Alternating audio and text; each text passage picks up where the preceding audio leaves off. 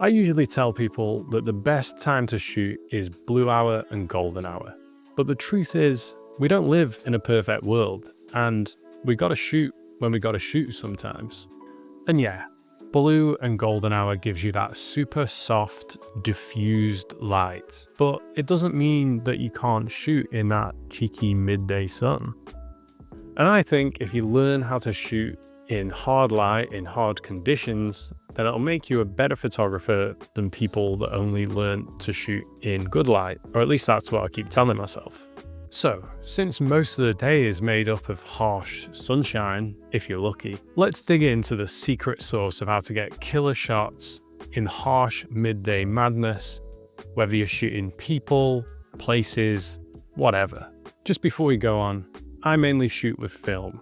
And the main difference with film compared to digital is that film doesn't like to be underexposed, and you can mainly get quite a lot of information back from the highlights. And for digital, it's basically the opposite. So before we get into that real secret sauce, we really need to talk about light and how to work with it.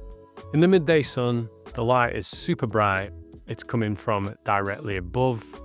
And there are either really, really harsh, contrasty shadows, or there are no shadows at all, and your image looks really flat. So it's hard light to shoot in, but it doesn't mean you can't get good photos in it.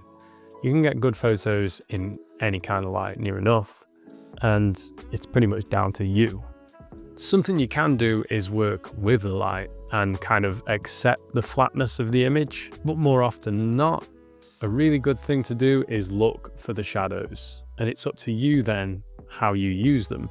You might find shadows from within an alcove or from within a building, or just by positioning yourself in a different position around your subject. And the good thing about shadows is that they help to create depth, and depth is that kind of 3D immersive feel. If you want to go really hardcore and you're finding that there's a lot of high contrast shadow and light parts in wherever you are, then you can expose purely for the highlights and have that really high contrast, really dark shadow, and then just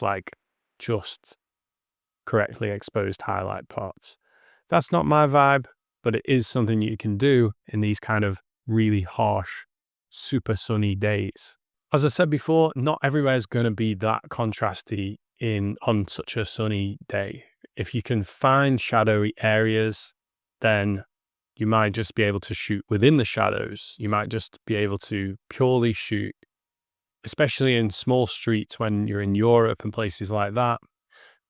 The whole street might be in shadow because, they're small streets. So even just a small angle of the sun will create enough shadow for you to be in the shade in that street. But you might be thinking, what about shooting people when it's like harsh sunlight? What about portraits and all that jazz? Well, this is something that I did for quite a long time, and I was consistently getting pretty shit portraits because it's just unflattering most of the time.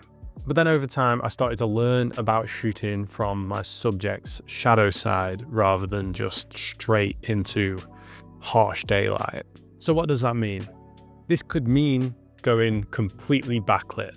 So positioning your subject so that their back is towards the sun, and it gives the subject this kind of rim light, a light around their body or their head or whatever.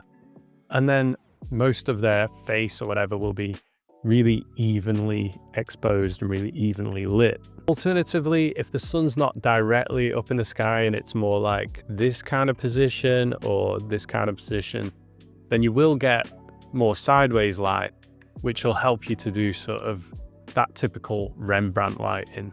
If you position your subject side on to this incoming light, then that's how you'll get that. Obviously, it depends how far you want to go.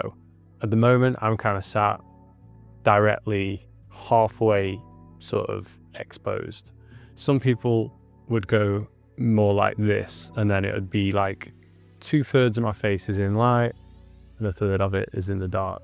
These might sound like really simple things, but they are things that completely change how your photos look, because when it's just completely flat or completely harsh on someone's face, there's no 3D feel, there's no depth to that image, and it's also just really unflattering and makes people look way worse than they should do. But there are a couple of other things that you could choose to do rather than shooting like that.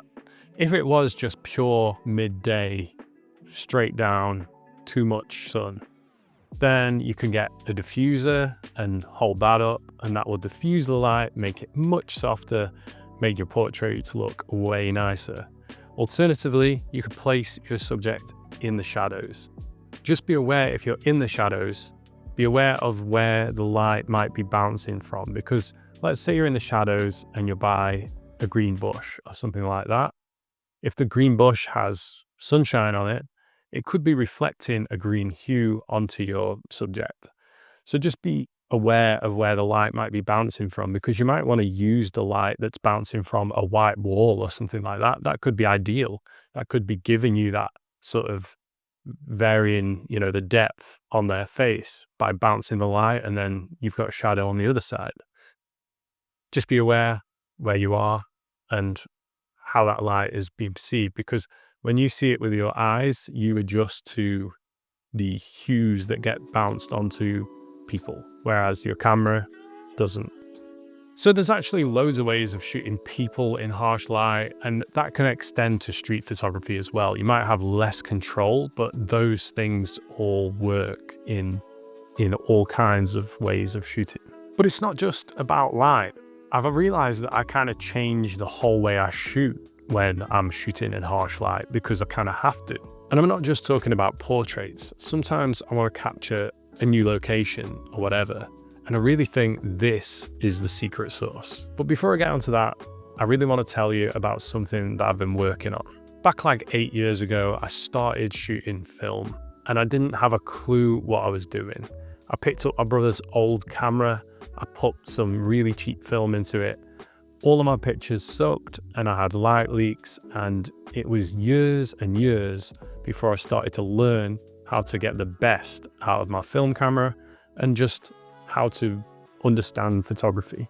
And over the last few years, I realized how much people would benefit from all of that stuff that I've learned over the years, which is why recently I put together a film photography course that should take you from a complete beginner, someone that has never picked up a film camera before, to someone that can take banging pictures on the regular. And the best thing about it is the first 100 people that use the code in the description will get 50% off the course. So go ahead, take a look, try it out.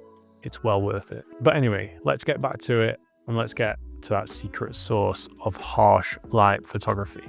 And what I noticed is that when I go to a new place and I'm shooting, I want to shoot wide quite often. I want to shoot like these, I'm on a 35 millimeter lens, and I've just got to a new place and I'm like, wow, look at this. I want to take a wide picture. But what I realized is that most of the time, unfortunately, those wide pictures ended up looking like shit. It was just so messy, and there ended up just being, it just looked like too much was going on, and there would be like these harsh shadows everywhere, and it was just, ugh. So what do you do? Well, often what I've realized is that it's probably better to get closer and focus in on details. Forget about those wide shots. Sometimes you just can't polish a turd. Look at closer compositions, little gestures and things like that. And I really like this because it gives you an opportunity to really hone in on a skill that you might not have been using that much before.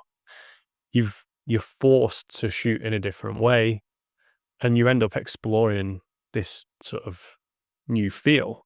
But this leads me on to one of my favorite things, and it might just be the chili jam of this video. Absolutely banging. But let me tell you, this can be hard to do. When the sun is up in the middle of the sky, it can be really hard to create any depth because it's just flat.